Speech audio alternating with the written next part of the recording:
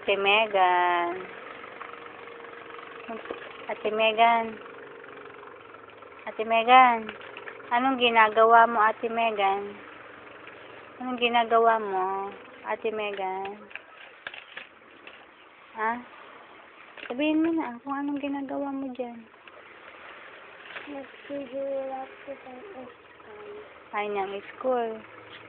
Nagbabasa ikaw. Ano yung binabasa mo, Ate Megan? Super Orange ABC.